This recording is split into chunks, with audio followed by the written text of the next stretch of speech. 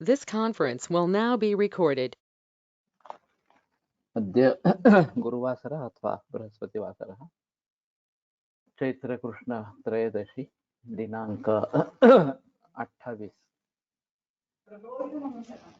प्रदोष 28 April 2022 प्रसन्न समित्य शंखं चक्रं जलौकां दधतमृतघटं चारुदौर्भिश्चतुर्भिः सूक्ष्मस्वच्छातिहृद्यां शुकपरिविलसन् मौलिमं भोजनेत्रं कालाम्भोदोज्ज्वलाङ्गं कटितटविलसच्चारुपीताम्बराढ्यं वन्दे धन्वन्तरिं तं निखिलगदवनप्रौढदावाग्निलीनं ब्रह्मणो हि समारब्धा मात्रे आद्येषु पूजिताम् अस्मदाचार्यपर्यन्तां वन्दे गुरुपरम्पराम् आयुर्वेदरतं वन्दे माधवाख्यं महागुरुम् आयुर्वेदामृतं सर्वं शिष्येभ्यो यः प्रदत्तवान् द्रष्टाज्ञानी दृष्टकर्मा कृतकर्मा तथैव च अध्यापको विश्वश्रेष्ठो महान् संशोधकस्तथा गुणैरेतैः समुदितैः यत्कार्यं प्रतनोति सः समृद्ध्यर्थं हि कार्यस्य वयं नु प्रयतामहे सरस्वत्यै नमो यस्याः प्रसादात् पुण्यकर्मभिः बुद्धिदर्पणसङ्क्रान्तं जगदध्यक्षमीक्षते आत्रेयं प्रथमं वन्दे आयुर्वेदजगद्गुरुम् आयुर्वेदामृतं सर्वं गृहीत्वा हि सुरेश्वरात् अग्निवेशादिकेभ्यो यत् प्रयच्छत् मुनिसत्तमः प्रथमं तन्त्रकर्तारम् अग्निवेशं नमाम्यहम्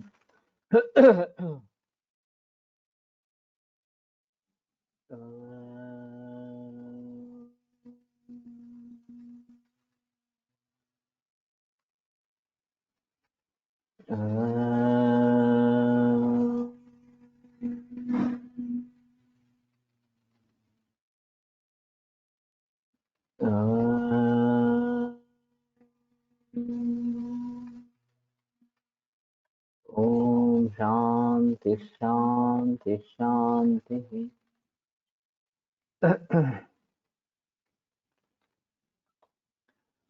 अथ रक्तोदर कुठारसः पार्दं शिखितुल्यं च जैपालं पिप्पली समम् आरग्वदफलान् मज्जा वज्री दुग्धेन भावयेत् सूक्ष्ममात्रां वटिं खादेत् स्त्रीणां हन्यात् जलोदरम् चिंचाफल रसञ्चानुपथ्यं दध्योदनं हितं रक्तोदरं हरेत् सैव कठिनं रज्जेदन्। ये रक्तोदर की बात कही गई है और ये क्या हो सकता है ये एक बार देखना चाहिए। अगर इस प्रकार के विद्रधि या गुल्म अंतर्भिन्न इस प्रकार के होते हैं तो रक्त का संचय शरीर में हो सकता है और उसको निकालने की जरूरत कभी कभी पड़ती है। जनरली वो अपने आप बाहर निकल आता है, ऐसा है थोड़ा सा। अथ वैश्वानर रसा विष्णुक्रांता च जयपालं लांगली सुरदारिका यवचिंसाम्बुसारेण तासां हिंगुण द्विगुण गंधकम् पक्षं विमर्दितं सूतं स्वेदयन् मृदुनाग्निना गुल्मे गुञ्जात्रयं चास्य सोष्णाम्बुघृतसैन्धवं वातजे कफजे लीयात् मध्वार्धकसमन्वितं ससीतामाक्षिकं पैत्ये सोऽयं वैश्वानरो रसः।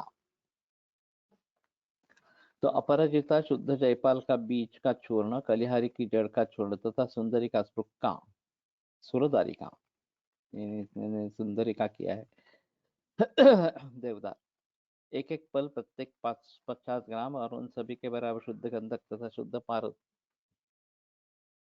200 ग्राम। इन सबों को एकत्र खलकर छिंछा तथा अम्ल सुगंध बल समभाग पक्ष यव चिंसाम्बुसारेण यव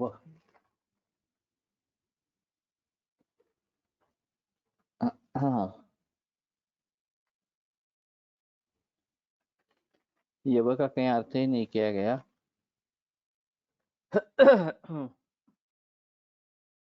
अम्बुचारेण यहाँ पे अम्बुसारेण है।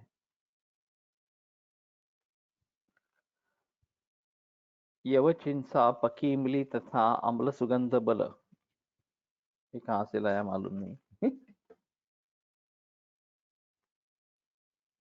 सुरदारिका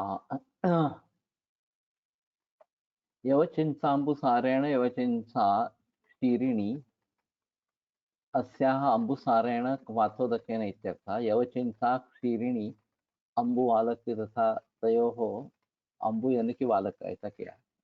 सारेण क्वाथेन इत्यर्थो वा वर्धयति इति शेषः।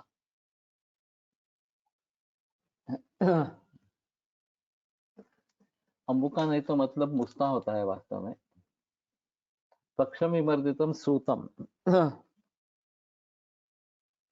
तो एक पक्ष 15 दिन तक मर्दन करे, मंद आंच से स्वेदन करे, अर्थात इसको घोटने के बाद गोला बनाकर सुखा ले और शराब संपुट में बंद कर कुकुट में मृदु आंच से पाक करे। इसके बाद स्वांग शीतल होने पर निकाल कर तथा महीन पीस कर कांच की शीशी में रख दे। इसमें से 3 गुंजा की मात्रा में गरम जल घृत तथा धान्य मल मिलकर वाताचे गुल में चाटे। सोषणाम्ब घृत सैंधव, तो सैंधव का क्या मतलब है? सैंधा नमक, हाँ हाँ। कफज गुल में शहद तथा अदरक के रस के साथ चाटे और पत्ती गुल में मिश्री तथा शहद के साथ चाटे। यह वैश्वानर नामक रस है।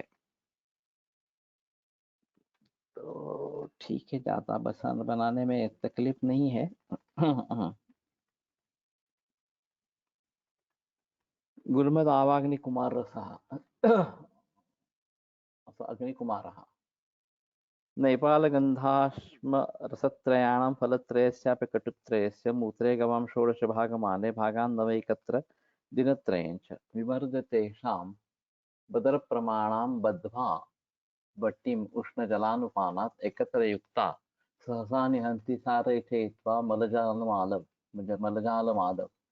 गुल्मं यकृत् पाण्डुविबन्धशूलं मान्द्यं ज्वरञ्चाथ जलोदरञ्च अग्निः कुमारः सहसा निहन्यात् उद्दीपितो दोप इवान्धकारम्। उद्दीपितो दीप इवान्धकारम्। तो ठीक है। जैसे दीप अंधकार को दूर करता है, प्रज्वलित दीप, उसी प्रकार ये रोगों को नष्ट करता है। नैपाल पाठांतर जयपाल, अरे बाप रे। ताम्रभस्म 1 तोला, रसगंधाश्म शुद्ध गंधक 1 तोला, शुद्ध पारद 1 तोला, हरड़ का चूर्ण 1 तोला, पिपली का चूर्ण 1 तोला लेकर पहले पारद और गंधक की कज्जली बना ले। फिर उसमें शेषावधियों को खूर्ण और ताम्रभस्म मिला के खूर्ण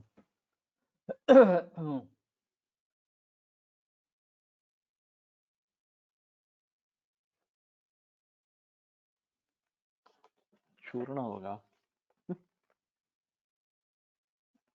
ताम्रभस्म में मिला करके सबको इकट्ठा भली तरह महीन कर फिर 16 तोले गाय के मूत्र के साथ 3 दिन तक घोटकर बेर की गुठली के बराबर गोलियां बनाकर सुखा ले और कांच की शीशी में रख ले। यह रस एक एक गोली रोज उष्ण गर्म पानी जल के साथ रोगी सेवन करे। इस रस की गोलियां सेवन करने से शरीर में संचित दूषित मल समूह निकल आता है। फलतः सब तरह के गुल्म, यकृत वृद्धि, पांडु रोग, विबंध, मलावरोध या कब्ज रोग, शूल, अग्निमंदता, ज्वर और जलोदर रोग भी जल्दी ही विनाश हो जाते हैं। इस तरह यह अग्निकुमार रस प्रतिदिन सेवन करने से उपर्युक्त रोगों को विनष्ट कर देता है, जिस तरह प्रज्वलित दीपक अंधेरा को भगा देता है। तो ताम्र है या फिर जयपाल है, गंधाश्म, पारद, हरड़, पिप्पली, तो सिंपल है। इसमें शेष औषधियों का चूर्ण ताम्रभस्म मिला के और गोमूत्र में 3 दिन पचन है। भावना देनी है। तो थोड़ा बनाने में ठीक है। दिनेश तुम हो क्या? तो ये बना सकते हैं। अभी कब्जियत काफी लोगों में शिकायत रहती है, विष्टम्भ मतलब विष्टम्भ, और ये इस प्रकार से उसको अगर दूर करता है, मतलब विबंध को दूर करता है तो आगे चलकर बाकी उससे उत्पन्न होने वाली बीमारियों को दूर कर सकेगा। जो इन्होंने जलोदर वगैरह बात कही गए अग्निमांद्य, ज्वर, जलोदर, पांडुरोग, विबंध, यकृत, गुल्म। तो गुल्मम, यकृत, पांडु, विबंध, शूलम, मांद्यम, ज्वरंचात, जलोदरंच। अग्नि कुमार बाजार में मिलता है, वो इसी पाठ का है क्या, एक बार देखना चाहिए, तो शायद बात बन सकती है।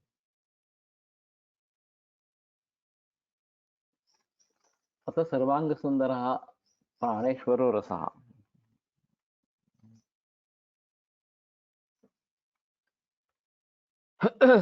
शुद्धम अम्रम रसंगंधम मैलयित्वा समांशकम, तालमूली रसैर्मर्द्यं कल्कं संपादयेत् शुभम, तत्कल्कं कूपिका मध्ये कृत्वा वक्त्रं निरुन्धयेत्, कठिन्या मुखमाच्छाद्य मृदा कर्पर संज्ञा, कूपिका लेपयेत् सर्वा शोषयेत् आतपे खरे, कूपिका भूगतायाञ्च कृत्वा तां पुटयेत्, ततः कूपिकां मर्दयेत् तां कृत्स्नां कठिन्या सह संयुताम्, त्रिविक्षारैस्तु तच्चूर्णं पञ्चभिर्लवणैस्तथा, त्रिषणं त्रिफला हिङ्गु पुरमिन्द्रयवास्तथा, गुञ्जाकिनी तथा चित्रम् अजमोदा यमानिका, पतानि एतानि समभागानि समादाय विचूर्णे योजयेत् स सूतेन, ततः सिद्ध्यति सूतकः, सिद्धसूतस्य चूर्णेन माश सर्वरुजापहं, भक्षेत् प्रातरुत्थाय रसः सर्वाङ्गसुन्दरः, उष्णोदकानुपानं तु पाययेत् चुलुकद्वयं, भक्षेत् एकवारं तु द्विवारं न कथञ्चन, दिनमध्ये वारमेकं वा दातव्यो विसृजारसः, शीतोदकं सकृद्देयं तृणभावेऽपि अहर्निशम्, भोजने वर्जयेत् तत्र शाकाम्लं द्विदलं, तथा तैलाभ्यङ्गं ब्रह्मचर्यं वर्जयेत् शयनं दिवा, हितं तत् सेवयेत् पथ्यम् अहितं च विवर्जयेत्, अनेनैव प्रकारेण योजयेत् प्रतिवासरम्, यस्तु अचेतनता याति सन्निपाति कथञ्चन, तस्य नास्ति प्रयोक्तव्यो रसो रत्नाद्भिषक्वरैः। देवाग्नि ऋषि विप्राश्च कुमारी योगिनी गणान् पूजयित्वा यथाशक्त्या सेव्यः प्राणेश्वरो रसः, गुल्मञ्चाश्च विधं वात शूलञ्च परिणामजं, सन्निपातज्वरं चैव प्लीहानमोकर्षति, कामलां पाण्डुरोगं च मंदाग्निं ग्रहणीं, तथा शिववत् सेवितो हन्ति रस प्राणेश्वरस्त्वयम्। काफी बड़ा पाठ है, तो फलश्रुति भी वाइड है। सर्वांग अभ्रक भस्म, शुद्ध पारस, शुद्ध गंधक समभाग, इन तीनों को तालमूली मछली के रस के साथ एक दिन मर्दन करे और सुंदर कल्क बना ले। तालमूली रसैर्मर्द्यम, तालमूली का मतलब मछली किया है, मत्स्याक्षी ऐसा शायद हो सकता है।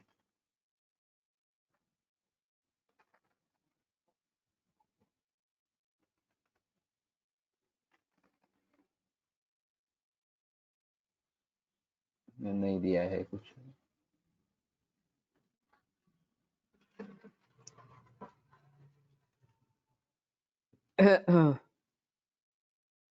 उस कल्क को कांच कुपिका के अंदर भरकर उसका मुख खड़िया मिट्टी से बंद कर दे और उस कुपी को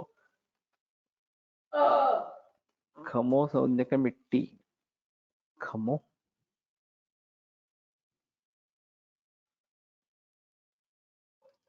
मृदा खरपर संज्ञा, तो खरपर संज्ञा का मृत्तिका से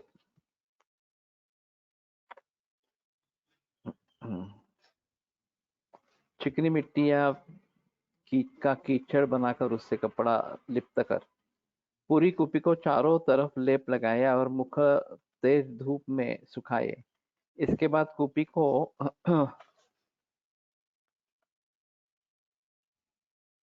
जमीन के अंदर गड्ढा खोदकर तथा उसके अंदर रखकर बुधर यंत्र में पूट दे।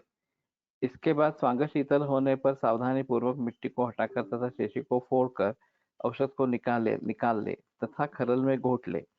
इसके बाद उस चूर्ण को यव क्षार, सज्जिक क्षार, टंकण क्षार, पंचलवण, त्रिवषण, त्रिफला, हिंग, गुग्गुल, इंद्रवृक्ष, गुंजाकिनी, शुद्ध गुंजा बीज, चित्रक, अजमोदा तथा अजवायन के संभाग, इन सबों को महीन चूर्ण मिला दे और कांच की शीशी में भर दे। इस प्रकार सर्वांग सुंदर रस तैयार होता है। इस सिद्ध सूतक सर्वांग सुंदर रस 1 ग्राम की मात्रा में पातक का लूटकर प्रतिदिन पान करें। इसके सेवन के बाद 2 चुल्लू उष्णोदक का पान करें। इस रस को एक ही बार भक्षण करे, 2 बार कभी भी भक्षण न करे। चिकित्सक इस रस को दिन में 1 बार दे और प्यास के न रहने पर भी दिन रात में 1 बार शीतल जल दे। इस सेवन काल में शाक, अम्ल पदार्थ तथा दाल का सेवन, दिन में सोना त्याग है। तैलाभ्यंग करते था ब्रह्मचर्य का पालन करे। ये मुझे थोड़ा सा अजब लगा था। सोना त्याग में अर्थ जेव्हा देतात तेव्हा हा नियमच आहे खरं. पर्टिक्युलरली याच्या वेळेला का देतात असं वेगळं?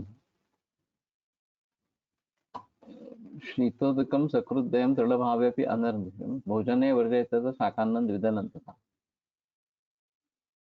तैलाभ्यंग ब्रह्मचर्यम वर्जय च्यवनम शयनम दिवा।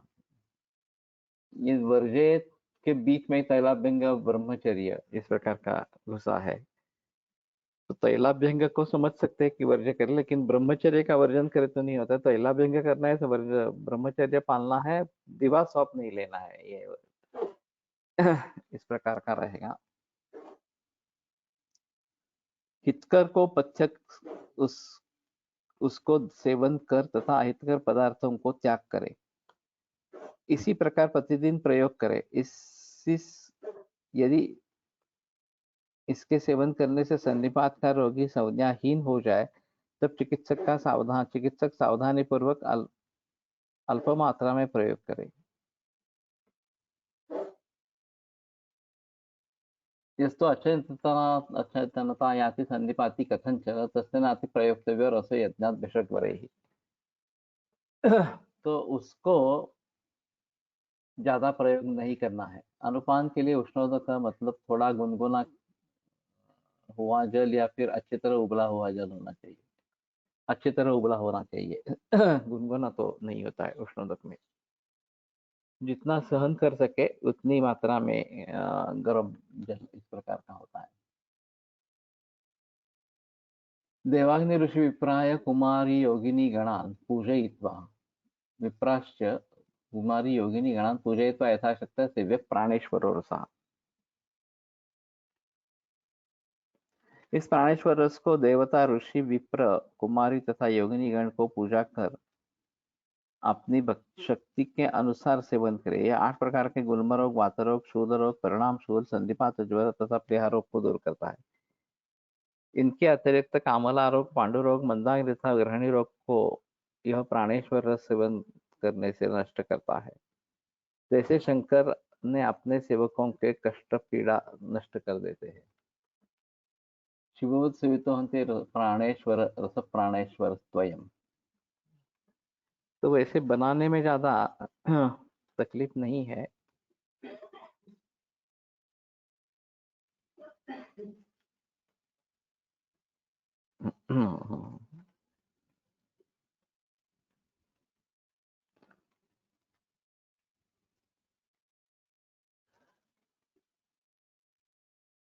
तो सोच सकते हैं बनाने के बारे में।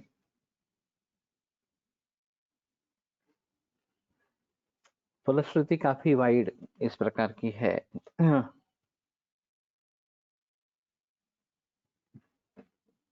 तो गुल्मनाशन रसा गंधकम रसतुल्यंच द्विभागम सैंधवस्य त्रिभागम टंकणम प्रकटम चतुर्भागं च तुत्थकम पंचमं तु वराटं स्यात् षड्भागं शंखमेव च वह्निमूलकषायेण चिरबिल्वरसेन च आर्द्रकरसरेणात्र प्रत्येकं तु स्फुटत्रयम् तत्समं मरीचं चूर्णं शाणार्धं भक्षयेन्दरः पंचगुल्मं चयन् श्वासं मंदाग्निं चाशु नाशयत्। आता शूलचिकित्सा।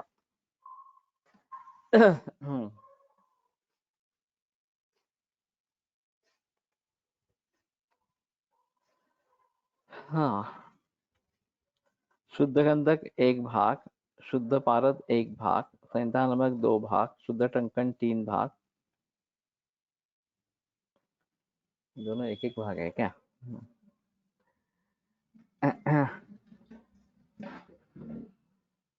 तूतिया 4 भस्म 4 भाग, वराट कौड़ी भस्म 5 भाग तथा शंख भस्म 6 भाग। इन सबों को एकत्र मर्दन कर चित्रक मूल के साथ भावित करके तथा टिकिया बनाकर सुखाकर 3 फूट दे। पुनः चिरबिल्व की छाल के साथ मर्दन कर 3 फूट दे। इस प्रकार अदरक के साथ मर्दन कर 3 फूट दे। इसके बाद सिद्ध रस को निकालकर तथा महीन पीस कर उसके समान भाग शूली मरीच का चूर्ण बनाकर और दोनों को एक में मिलाकर शीशी में रख दे। शूली मरीच क्या है? अर्धकस्य तत्समु मरीचम चूर्णम शाणार्धम भक्षयन् नरः। तो सिर्फ ये मरीच का चूर्ण उसमें डालना है। तदनंतर इसमें से आधा शाण 2 ग्राम की मात्रा में रोगी के अनुपात के साथ सेवन करें। रोगों के अनुपात के साथ सेवन करें। 5 प्रकार के गुल्मक क्षय रोग, श्वास रोग तथा मंदाग्नि को शीघ्र ही नष्ट कर देता है। बनाने में उतना कठिन नहीं है।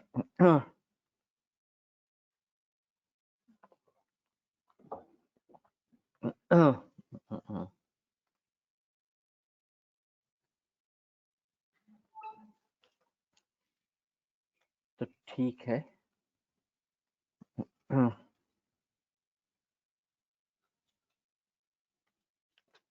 उसके बाद में जो है वो सभी हमने पढ़ लिए है। शूल चिकित्सा हिंदी भाषांतर में जो है अभी शूल चिकित्सा बताते हैं। अच्छा चागनी भूखा शूल के बारे में बाकी कुछ बताते नहीं, डायरेक्ट सीधा द्रव्यम पर उतर आते हैं। मृतसूता भ्रकम कोष्णजल म्हणजे खाल्ल्यानंतर उकळल्यानंतर कोमट झालेले पाणी असेल का? कारण न उकळता पाणी कोमट केले तर ते न शीत न उष्ण असे होईल व ते आम वाढवू शकते। ह्याला कंपॅरिझन साठी सुश्रुत सूत्र स्थानात सायंकाळ व सकाळ कोवळे ऊन सेवन करू नये असे सांगितले आहे।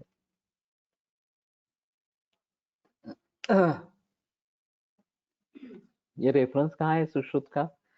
सुबह शाम आतप का सेवन नहीं करे इस प्रकार से। आतप सेवन ऊन दिनचर्यामध्ये हात दिले आहे। तो ठीक है, एक बार देखते हैं। अभी आतप सेवन के बारे में युक्त्यार्क किरणान इस प्रकार का वाग्भट में है। तो युक्त्या सेवन करना है ऐसा बताया गया। युक्ति का क्या मतलब है? शायद टीकाकर ने कुछ किया होगा, देखना पड़ेगा। ये शीत ऋतु में इस प्रकार का निर्देश है। और अभी ये विटामिन D3 की डिफिशियंसी में आतप सेवन जरूरी है, लेकिन वो भी 9-10 बजे का या उसके बाद का आतप इस प्रकार से बताते हैं। तो उष्णता उसमें ज्यादा होनी चाहिए, ये बात हो सकती है। और पूर्ववातातपरजस का पूरक का मतलब क्या लेना, ये एक अजीब बात है। तो पूर्व एक तो सामने से आने वाला या फिर पूर्व दिशा से आने वाला, ये बात हो सकती है। तो सामने से आने वाला ये थोड़ा मुश्किल है, क्योंकि हम एक ही दिशा में नहीं जाएंगे, वापस आते वक्त फिर से ये दूसरी दिशा में, तो आप सबके सम्मुख होंगे ही इस प्रकार से। और फिर पूर्व दिशा में नहीं लेना है, तो पश्चिम दिशा में जब सूरज होता है तो शाम काल को इसका सेवन कर सकते हैं, ऐसा थोड़ा सा अर्थ निकलेगा। और दूसरा अर्थ जो पीछे से आतप सेवन हो रहा है, आतप आ रहा है, तो उसका सेवन कर सकते हैं, ऐसा एक अर्थ होगा। तो धूप के सामने नहीं बैठे, पीठ दिखाकर धूप में बैठे, ऐसी बात हो सकती है थोड़ी सी। लेकिन सभी समूचे संदर्भ इकट्ठा करने चाहिए इसके बारे में, तभी कुछ बोल सकेंगे। अभी तो थोड़ा मुश्किल इस प्रकार का लग रहा है कि क्या एक्चुअली करना चाहिए। और व्यायामातप मारुता, हाँ, ये जो शमन चिकित्सा में चिकित्सा बताई गई है, तो आतप सेवन और मारुत सेवन कब करे, किस अवस्था में करे, इसके बारे में स्पष्ट निर्देश ग्रंथ में नहीं है। तो ये शमन चिकित्सा का एक अंग है, और फिर भी इसका सेवन कब करना है, कितनी मात्रा में करना है, कैसे करना है, वगैरह वगैरह के बारे में कुछ बहस है नहीं। तो इन सभी के बारे में थोड़ा सोचना पड़ेगा। सुश्रुत में विशिष्ट दिशाओं से आने वाले वायु के बारे में गुणधर्म बताए हैं, तो उनको भली भांति देखकर करना है नहीं करना है, इसके बारे में थोड़ा सा सोचना चाहिए।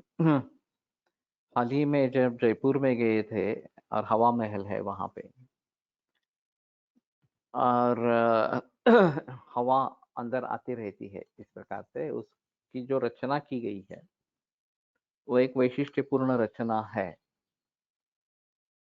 तो उस प्रकार से कुछ अगर घर में बैठे बैठे वायु का सेवन कर सकते हैं, तो एक थोड़ा सा सोचना चाहिए कि किस तरीके से होना चाहिए। एक बात होती है कि वायु विजन होना जरूरी है, इसलिए आमने सामने खिड़कियां होना जरूरी है, ताकि एक तरीके से हवा अंदर से दूसरे खिड़की से निकल जाए, तो सर्कुलेशन चलता रहेगा इस प्रकार से।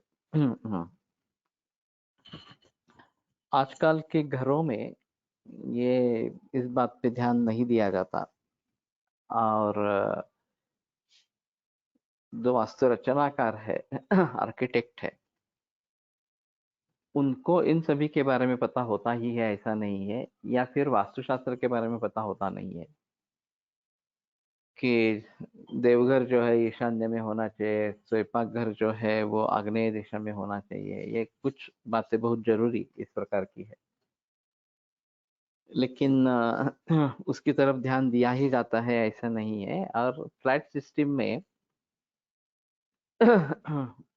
फ्लैट की पोजीशन जिसमें जिस तरीके से है, उस तरीके से ये सभी बातें बदल जाती है, और इसकी तरफ ध्यान नहीं दिया जाता, ये थोड़ा सा है इस प्रकार से। या फिर होटल्स में भी रूम्स की जो स्थिति रहती है, वो भी इस तरीके से नहीं होती। तो ठीक है, इन सभी के बारे में थोड़ा सजग होना जरूरी होगा। और आतप सेवन और वायु सेवन कैसे करें, ये एक बात रहेगी। और दूसरी बात ऐसी है कि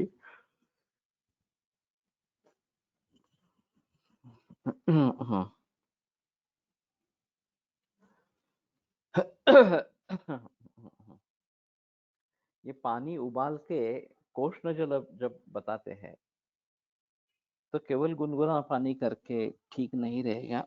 पानी उबाल के वो गुनगुना हो जाए, थोड़ा ठंडा हो जाए, तो उसके बारे में सोच सकते हैं, ये ज्यादा बेहतर इस प्रकार का अर्थ रहेगा।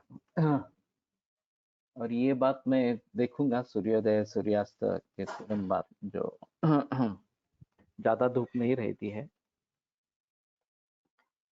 तो उस धूप का सेवन नहीं करना है, ऐसा अगर बताते हैं तो देखते हैं, एक बार मूल मूल रेफरेंस देखते हैं।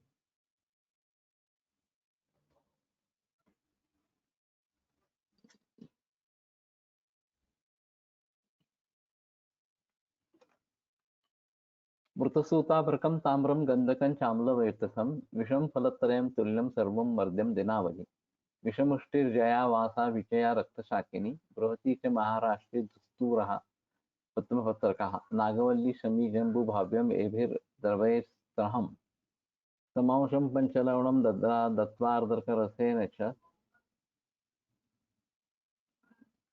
दिनं पेष्यं ततः कुर्यात् वटिकाश्चणमात्रकाः भक्षेत् वातशूलार्थः सोऽयम् अग्निमुखो रसः हरितकी प्रतिविशा हिंगु सौवर्चलं वचा कलिंगेन्द्र यवास्तुल्यं पाये दुष्णवारिणा कर्षेकानुपानं स्यात् वातशूलहरं परम। ये अलग है अग्निमुख रस। ओके। कुटी प्रावेशिक मध्ये विंडोज आर हवेसाठी होल्स हा समोरासमोर करू नये असं सांगितले आहे आणि आतपसेवन लंघन प्रकार पण सांगितले आहे। ये लंघन का प्रकार है, उसमें संदेह नहीं है आतपसेवन के बारे में। और कुटी प्राविशिक में अपोजिट विंडोज है, लेकिन वहां निवाता आतप ऐसी स्थिति अपेक्षित है। कुटी प्रावेशिक में रसायन के लिए ही रहते हैं, बाकी उस कुटी का रोजाना रहने के लिए उपयोग नहीं है। रोजाना रहने के लिए तो वायु विजन होना ही है, इसके बारे में संदेह नहीं।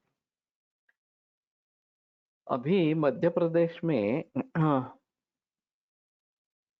एक व्यक्ति है, नाम याद आएगा, वो अंधेरे रूम में मरीजों को रखता है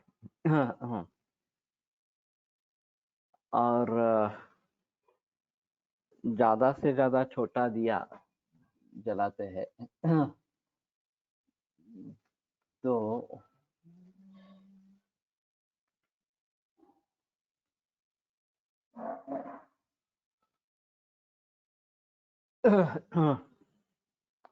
ये कुटी प्रावेशिक जैसा है मेरे ख्याल में। रजवाड़ा या वो वैद्य नहीं है वास्तव में, लेकिन 2-3 मरीजों से मैंने यह अनुभव सुना और एक का कहना था जब हम उस अंधेरे कमरे में रहे थे तब ज्यादा फायदा हुआ था। तो ये रसायन तरीके का ट्रीटमेंट है। मैंने एक मरीज को सुझाव दिया था इस प्रकार से करने के लिए, एक रूम पूरी अंधेरी बना दें और उसमें मरीज को रखें, लेकिन वो तो एडवांस केस थी और 1-2 दिन में ही उसकी मौत हो गई।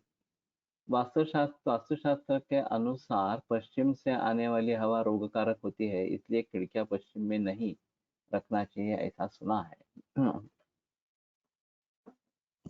मारुतो नैऋत सुखा, ये एक ऋतुचर्या में आया है, तो नैऋत्य दिशा से वायु आना चाहिए। अभी इसके बारे में काफी बहस हो सकती है और घर की रचना जो है वो 4 मुख्य दिशाओं में ही होगी ऐसी नहीं है, इसमें थोड़ा टेढ़ापन हो सकता है, अलग अलग एंगल्स इस प्रकार के हो सकते हैं। तो ऐसे हालात में दिशाओं को निश्चित कर पाना काफी मुश्किल इस प्रकार का हो जाता है। और सम्रांगण सूत्रधार करके एक ग्रंथ है, कोलटकर सर का कहना था कि वास्तुशास्त्र के लिए अच्छी किताब है इस प्रकार से। मैंने देखा नहीं है एक्चुअली। चरक चिकित्सा उन्माद अध्याय मध्ये तमगृहात राहावे म्हणजे अंधार असलेल्या घरात राहावे सांगितले आहे, त्याचा संबंध मानसिक असेल का? ये भय दिखाने के लिए है।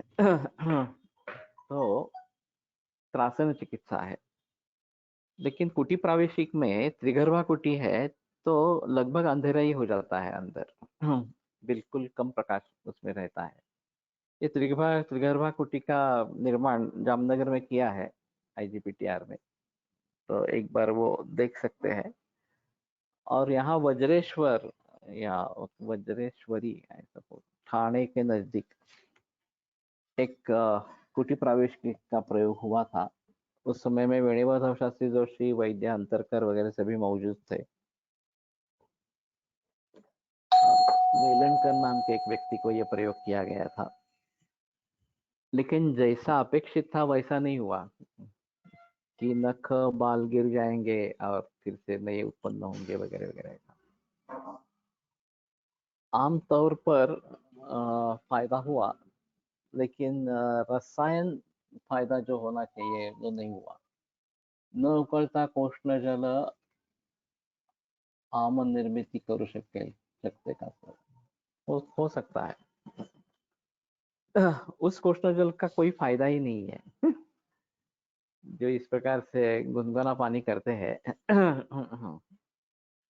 वो बहुत तात्कालिक इस प्रकार का होता है। तो जहाँ गर्म पानी देना है या पानी उबाल के देना है, वहाँ गर्म या उबाल के ही पानी देना है, वो इस प्रकार का नहीं होगा।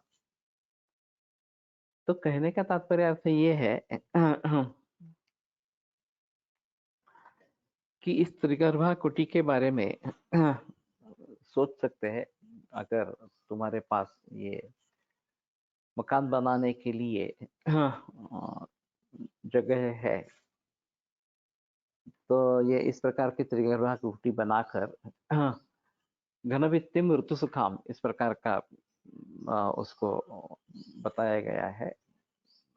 और एक बार प्रवेश करने के बाद रसायन पूर्ण होने के बाद ही बाहर आना है। तो शायद ये बात बन सकती है कि कैंसर जैसे मरीजों में उसको वहां पे रखे और रसायन औषधियों का सेवन करवाए।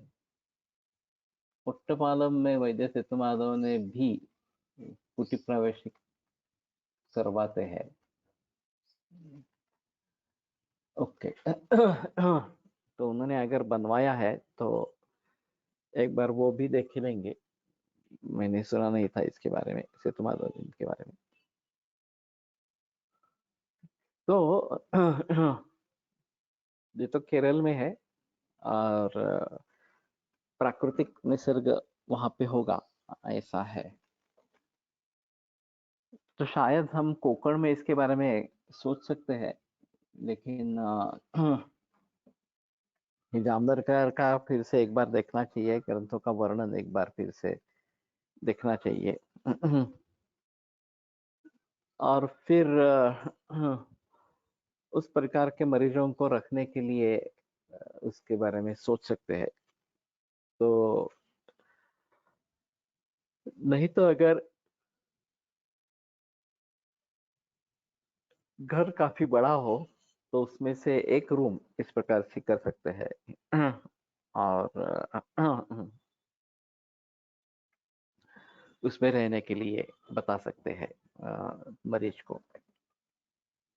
तो ये रिजुविनेटिंग इस प्रकार के एक्शन है, जैसे पूर्ण गर्भावस्था में गर्भ इस प्रकार से गर्भाशय में रहता है, उसी प्रकार से ये त्रिवर्गा कुटी के बारे में सोच सकते हैं।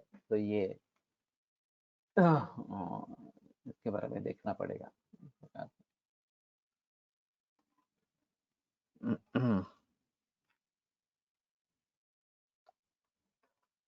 वातुशील में अग्निमुख चूर्ण, पारद भस्म, अभ्रक भस्म, ताम्र भस्म, शुद्ध गंधक, अम्ल वेतस तथा शुद्ध वत्सना 3-3 फल, इनमें अम्ल वेतस तथा शुद्ध वत्स का चूर्ण बनावे और शेष सबों को खरल में रखकर 3 दिन मर्दन करे।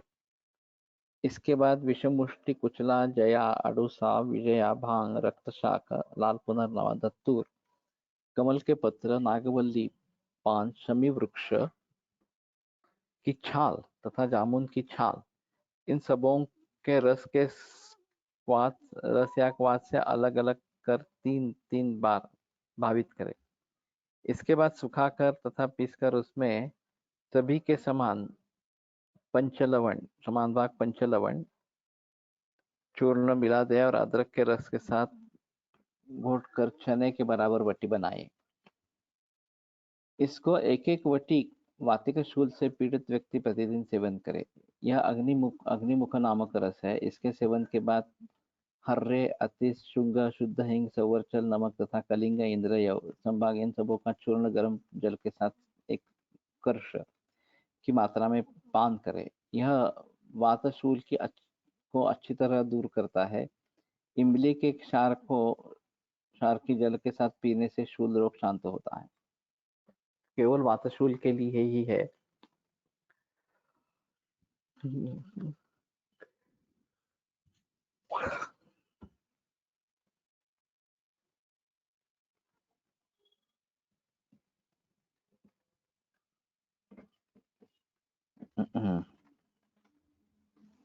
ये हरते की प्रतिविषा हिंगु सौवर चलो वचा कलिंग इंद्रियव, ये षड्धरण योग दिखता है।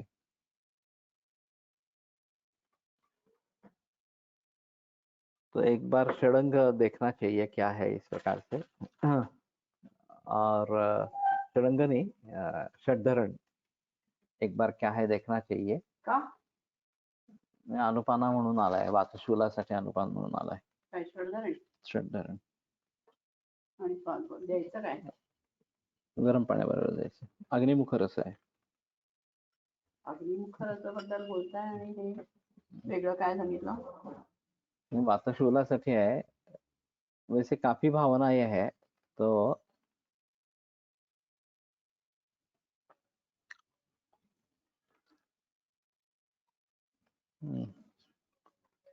देखते हैं। फलश्रुति ज्यादा वाइड नहीं है, सिर्फ वातशूल के लिए है, तो पाठात पण बदल काही वेगळा नहीं है।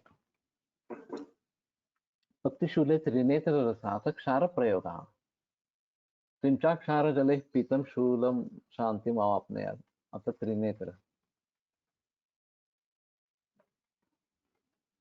चित्र केंद्रीय पाठा कटुका अतिविषा अभया षड्धरण।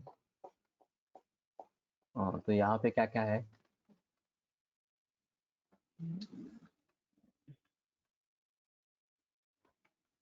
चित्रक नहीं है इसमें, इंद्र आया है, पाठा पाठा भी नहीं है। कटुका अतिविषा, अतिविषा है, अभया है, वचा है इसमें। तो थोड़ा परिवर्तन है पाठ में, चित्रक और पाठा नहीं है इसमें, लेकिन चार द्रव्य फिर भी समान इस प्रकार के हैं। अच्छा हुआ तुमने ये डाल दिया।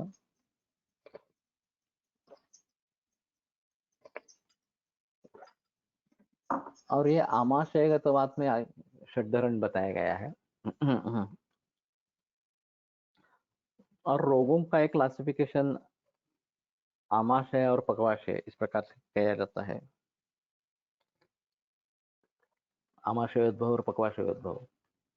तो आमाशयोद्भव वात विकार है तो उसमें ये षड्धरण जरूर दे सकते हैं। तो इन सभी बातों को ध्यान में रखना अच्छा रहेगा। कटुकाल्स चित्तर में, हाँ ओके, कुटकी भी यहाँ पे नहीं है जो वहां पे है, तो ठीक है। लेकिन मुझे देखने के बाद ऐसा लगा कि ये षड्धरण चूर्ण से काफी मिलता जुलता इस प्रकार का। और इसका एक कहना था बावड़ेकर का, कुटकी और कुटज ये कॉम्बिनेशन जो है वो खास करके आमाशय में उपयोग में लाया जा सकता है। इस कॉम्बिनेशन में है, लेकिन उसने और भी संदर्भ इकट्ठा किए थे। और कुटजा और कुटकी ये वैसे परस्पर से विरुद्ध इस प्रकार के हैं, लेकिन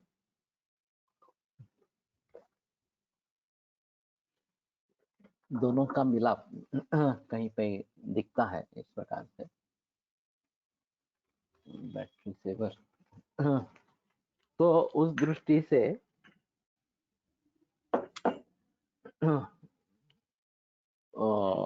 उसको देखना चाहिए। अब ये कॉम्बिनेशंस जो रहते हैं इस प्रकार के 2, 3, 4 द्रव्यों के इस प्रकार से, उसमें बदलाव कब आता है, किस स्थिति में आता है, ये देखना जरूरी इस प्रकार का रहेगा। और फिर उसको अगर भली भांति समझ पाएंगे तो कॉम्बिनेशंस के आधार पर काफी तरक्की कर सकते हैं, ऐसा है। पणसलकर की ये खासियत थी कि ये कॉम्बिनेशन अच्छा करते थे। कुटकी भेदन तर कुटेचे स्तंभन आहे, विरुद्ध संयोग होणार नाही का। हाँ हाँ लेकिन किया गया है संयोग इस प्रकार से। और उसकी कुछ खासियत इस प्रकार की, जैसे हरितकी के साथ सैंधव और विश्व ये डालते हैं, तो दोनों के अलग अलग इस प्रकार के हैं।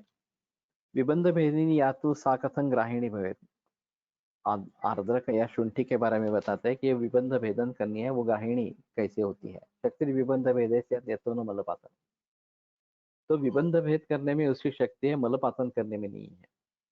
और हरितकी विरेचन करने वाली है, तो विबंध भेद शुंठी से होगा और हरितकी के द्वारा उस विबंध को दूर किया जाएगा, मल को दूर किया जाएगा। तो इस प्रकार ये गंधर्व हरितकी और इसमें एरंडभृष्ट हरितकी का प्रयोग है, और उसके साथ में शुंठी और सैंधव ये है। तो ये काफी प्रचलन में है, काफी लोग प्रयोग करते हैं। तो कहने का मतलब है कि हम किस प्रकार का कार्य चाहते हैं, तो विरोधी अगर भी है तो भी दोनों साथ में ले सकते हैं। परंतु तिक्ते रूपाचरेत, ये रक्त अर्श में आया है। तो ये दोनों तिक्त रसात्मक है, तो उस हिसाब से भी उसको लिया जा सकता है, ऐसा है। तो कहने का तात्पर्य अर्थ ये है कि कॉम्बिनेशंस कैसे बनते हैं ये देखना जरूरी होगा। और मुनिरेव ही जानाति द्रव्य संयोगजम फलम, ये बात को ध्यान में रखते हुए ग्रंथकारों ने जिस प्रकार के कॉम्बिनेशंस किए हैं उनको हमें भली भांति समझना है। तो अभी हम तो काफी अलग तरीके से कॉम्बिनेशंस करते हैं, सूचकर भी देते हैं, उसमें प्रवर पंचमृत भी डालते हैं, कामधुगा डालते हैं, फिर त्रिफला भी डालते हैं या उशीर भी डालते हैं, कुछ भी डालते हैं इस प्रकार से, और फिर भी रिजल्ट्स मिलते हैं, वो एक अलग बात है। रिजल्ट्स कैसे आते हैं ये एक बड़ा सवाल है। तो हम ऐसा समझते हैं कि प्रकृति समवाय से सभी कार्य होंगे, जो जो इसमें डाले गए पदार्थ है वो अपना अपना कार्य करेंगे, सबका मिलाकर कार्य अपेक्षित है तो वो हो जाएगा। इस प्रकार से होता भी है काफी जगह, लेकिन सभी जगह ऐसा ही होगा ऐसा तो नहीं है।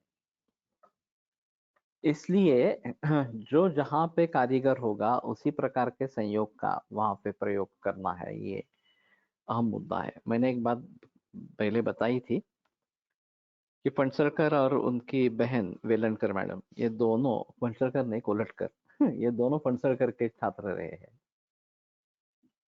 तो एक मरीज था कैंसर का, और वेलणकर मैडम ने एक काढ़ा उसको लिख के दे दिया, उसका फायदा नहीं हुआ, तो उसने सर के पास उस मरीज को भेजा। तो सर ने अलग तरीके से सोचकर फिर से एक काढ़ा बना के उसको लिख दिया। दोनों में 5 द्रव्य समान थे, सिर्फ एक द्रव्य अलग था। फिर भी कोलटकर सर के काढ़े से परिणाम आने लगा और पेशेंट को राहत मिली। अब ये बात कैसी हो सकती है? इतना परफेक्शन हम कैसे लाएंगे, ये एक अहम मुद्दा इस प्रकार का है। और मैंने देखा था कि फणसरकर जब किसी को काढ़े का सुझाव देते थे तो 2-2 3-3 दिन तक विचार करते रहते थे, और मेरी समझ में नहीं आता था कि ये इतना क्यों सोच रहे हैं इस सभी के बारे में। पण म्हणजे ते काय द्रव्य गुणचा वेगळा अभ्यास घेते, काय घेते नेमकं? द्रव्य गुण का अभ्यास है, एक एक वनस्पति को लेकर उसके साथ कौन से कॉम्बिनेशन है, ऐसे करके एनालिटिकल व्यू से करते थे, अध्ययन करते थे। अब ये तो आसान है, क्योंकि अभी एक वनस्पति ले ली, द्रव्य ले लिया, तो उस वो कहाँ कहाँ में प्रयोग में लाई गई है ये हमें आसानी से मिल सकता है कंप्यूटर के जरिए। तो हमारे औषध कोश में ये अवेलेबल इस प्रकार का है, या फिर ट्रीटमेंट सॉफ्टवेयर में भी रहेगा इस प्रकार से। लेकिन उस जमाने में जब ये सुविधाएं नहीं थी, तो ढूंढते रहना इस प्रकार से ग्रंथों में, कहाँ कहाँ पे आया है, कैसे आया है, इस प्रकार से। और फिर उसके साथ कौन से द्रव्य है ये भली भांति देख लेना, उसकी कार्मुकता क्या होगी उसके बारे में सोचना, ये सब वो करते थे। और उसके लिए उन्होंने वाग्भट उत्तर तंत्र को कई बार पढ़ा, ऐसा उन्होंने एक बार बता दिया था कि ये जो कॉम्बिनेशंस वगैरह है वो उत्तर खंड में ये उत्तर स्थान में स्पेसिफिक कॉम्बिनेशंस है और उनके जरिए और उनकी फलश्रुति भी स्पेसिफिक इस प्रकार की है। तो वहां से वो समझकर फिर चिकित्सा स्थान में वो कहाँ कहाँ पे इस प्रकार के रेफरेंसेस है, कॉम्बिनेशंस है, ये देखना और फिर उसके आधार पर ये करना, ये एक उसमें होता था। तो हमारा भी मकसद अभी ये सब पढ़ने का यही है कि हम कॉम्बिनेशंस को, उसकी प्रक्रिया को समझ ले, बनाने की जो प्रक्रिया है, भावनाएं देनी है, पुट देने हैं वगैरह वगैरह जो भी है प्रक्रिया, और हर एक का रोल क्या है, और फिर ये किस प्रकार की दोष दुष्ट समूर्छना में काम करता है, ये समझ लेना जरूरी इस प्रकार का होगा। और फिर वो दोष दुष्ट समूर्छना किसी भी रोग में मिले तो उसका भली भांति प्रयोग कर सकते हैं। कुछ हद तक इसके बारे में गंगाधर शास्त्री गुणे की जो किताबें है उसमें से जानकारी हासिल कर पाते हैं, लेकिन फिर भी पूरी तरीके से वो समझ में आना काफी मुश्किल इस प्रकार का है। तो कोशिश जारी रहनी चाहिए, कम करते रहेंगे हम तो धीरे धीरे उसके बारे में कुछ पता लग जाएगा, ऐसा मेरा कहना है।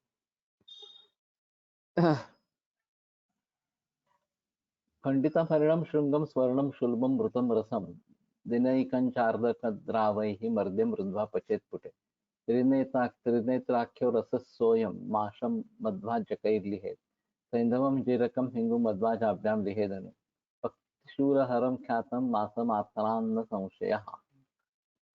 त्रिनेत्र रस रुद्रोग में आता है, मैं रुद्रोग में प्रयोग करता हूँ, वो थोड़ा अलग पाठ होगा ऐसा लगता है मुझे। टुकड़ा टुकड़ा किया हुआ हरिण का सींग का भस्म, अभी इसके बारे में है। हरिण का जो श्रृंग होता है वो बहुत छोटा होता है।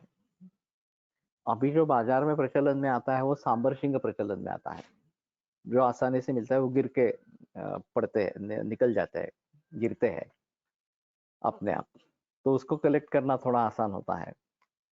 लेकिन हरिण शुंग इस प्रकार से गिरते नहीं, हरिण को मारने के बाद ही वो मिलते हैं। तो कोलटकर सर का कहना था कि अगर श्रृंग भस्म देना है तो हरिण शुंग का भस्म देना है। अब ये मूल्यमान मिलना काफी मुश्किल इस प्रकार की बात है। जहाँ नेचुरली मृत इस प्रकार के हरिण वगैरह होंगे वहां उसको निकाल कर लेके आएंगे, ये एक बात हो सकती है। और इसका एक कहना था, एडमा जो आयुर्वेदिक ड्रग मैन्युफैक्चरिंग एसोसिएशन है, कि गवर्नमेंट ऑक्शंस करती है जो वन उपज इस प्रकार के है, वन में निर्माण होने वाले इस प्रकार के जो भी द्रव्य है उसके बारे में, तो वो सभी लोगों को पता चले। अभी सिर्फ जो व्यापारी वर्ग है वो उसमें हिस्सा लेता है और बहुत सस्ते दाम पे लेके आता है और बहुत बड़े दाम पे बेचता है, बाकी लोगों को उसके बारे में कुछ पता ही नहीं चलता। और काफी चीजें ऐसी है कि जो इसमें आनी चाहिए, इस प्रकार के लीलाओं में आनी चाहिए, जिसके बारे में गवर्नमेंट को कोई बहस नहीं है। हाथी का सींग हो, ये हरिण शुंग हो, जो नेचुरली अगर वहां पे मिलते हैं तो सिर्फ कलेक्ट करना है और ऑक्शन में दे देना है इस प्रकार से। लेकिन ये बात नहीं होती है। विदेशों में इस प्रकार के ऑक्शंस होते रहते हैं और वहां पे हम खरीद सकते हैं, नेपाल में होते हैं, चीन में होते हैं वगैरह इस प्रकार से। तो ये एक अलग बात इस प्रकार की होगी। और औषधियों के लिए इसमें लेना, बाकी हरड़ा वगैरह ये तो मिलते ही है, वो अलग बात है। जो जंगल से आदिवासी कलेक्ट करके लाते हैं वो बातें तो मिल सकती है, उसमें कोई संदेह की बात नहीं। लेकिन जो रेयर इस प्रकार की बातें हैं जिसके ऊपर पाबंदी है, वो अगर इस तरीके से हमें मिल जाते हैं तो ज्यादा अच्छा इस प्रकार का रहेगा। अब ये सोच रहे हैं कि आयुर्वेदिक मैन्युफैक्चरिंग, ड्रग मैन्युफैक्चरिंग बढ़ता जा रहा है दिन ब दिन, वैद्यों की संख्या भी बढ़ती जा रही है और सामान्य लोग भी काफी मात्रा में आयुर्वेद की दवाइयां लेने लगे लगे हैं। तो इसके लिए बहुत अच्छा मार्केट है, व्यापार के लिए बहुत अच्छा अनुकूल परिस्थिति इस प्रकार की है और ये स्केल अप होता जाएगा, ऐसा अनुमान है। तो बात सिर्फ ये है कि अच्छे द्रव्य हमें अगर मिलेंगे जो नेचुरल सोर्सेस से है, तो शायद बात अच्छी बनेगी, हमारी दवाइयाँ अच्छी बनेगी। केरल की खासियत उसी में है, केरल में बहुत सारा घना जंगल है और अभी भी जो वनस्पतियां हैं वो केरल के जंगल से आती रहती है, तो उनके लिए ज़्यादा प्रॉब्लम नहीं होती औषधियाँ बनाने में। लेकिन बाकी जहाँ पे जंगल नहीं है वहाँ काफ़ी मुश्किल इस प्रकार का काम हो जाता है कि सभी औषधियों को पर्याप्त मात्रा में प्राप्त करे इस प्रकार से। तो हरिण के सिंग का भस्म, सुवर्ण भस्म, ताम्र भस्म तथा पारद भस्म संभाग लेकर इन सबों को खरल में रखकर अदरक के रस के साथ एक दिन मर्दन करे और शरवा संपुट में बंदकर गजपुट में पाचन करे। स्वांग शीतल होने पर निकालकर कांच की शीशी में भरकर रख दे। यह त्रिनेत्र रस है, इसकी एक ग्राम की मात्रा में मधु तथा घृत के साथ चाटे। इसके सेवन के बाद सेंधा नमक, जीरा तथा शुद्ध हींग का चूर्ण तथा मधु तथा घृत के साथ चाटे।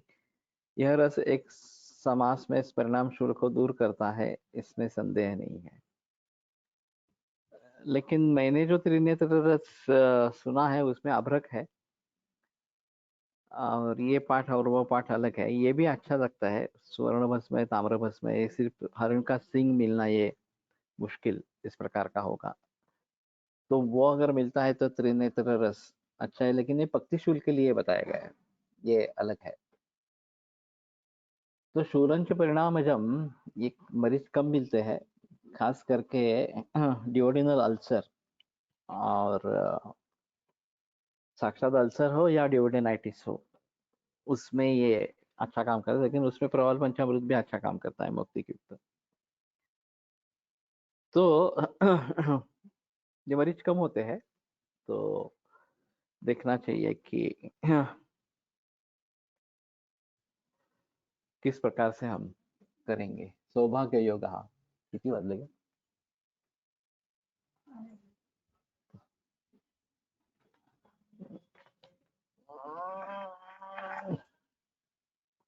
ठीक है, 7:30 बज चुके हैं।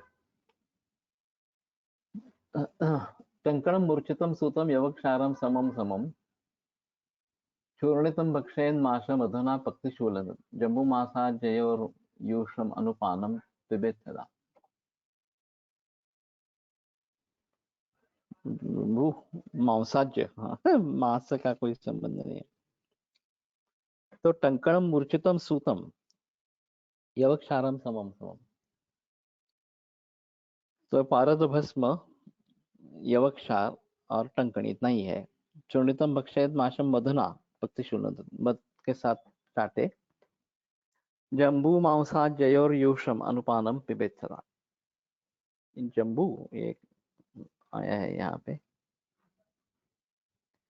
श्रृंगार तथा आज बकरी के मांसरस के, तो कोल्हा और बकरी इसके मांस के साथ उसका यूष उसके बाद में पान करे, तो ये सौभाग्य योग इस प्रकार का बताया गया है।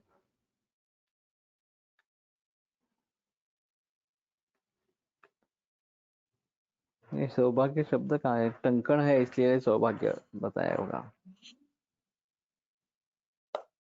उसका भाग्य से कोई संबंध है क्या देखना चाहिए। टंकण का एक पर्याय सौभाग्य है,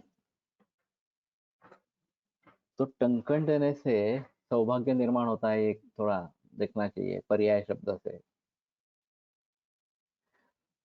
ठीक है, आज रुकेंगे, कल आगे बढ़ेंगे। आयुर्वेद प्रकांडो निगदित इह हि शल्यतंत्र प्रधानः शिष्येभ्यः शाश्वतोऽयं निखिलजनकृपा व्याप्तचित्तेन येन आयुर्वेदस्य वाञ्छन् पुनरपि भुवने ताञ्च सुष्ठु प्रतिष्ठां श्रेष्ठं धन्वन्तरिं तं प्रणमति च सदा वैद्यवर्गो हि नूनम् वैद्यवर्गो हि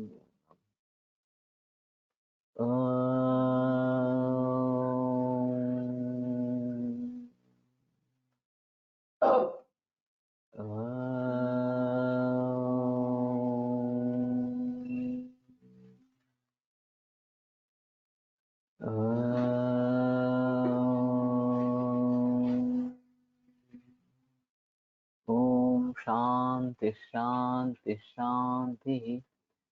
सिंदूर और मुस्करा बनाने में इस्तेमाल करने के कारण सौभाग्य नाम होगा शायद।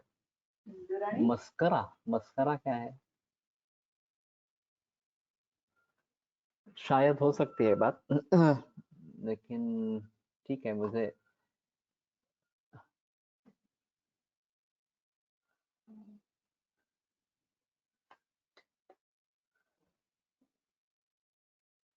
आंखों में लगाते हैं, हाँ काजल का सब्स्टिट्यूट। ये तो मालूम नहीं क्या है। तो ठीक है, त्याचा काय संबंध आहे इथे? सौभाग्य नाम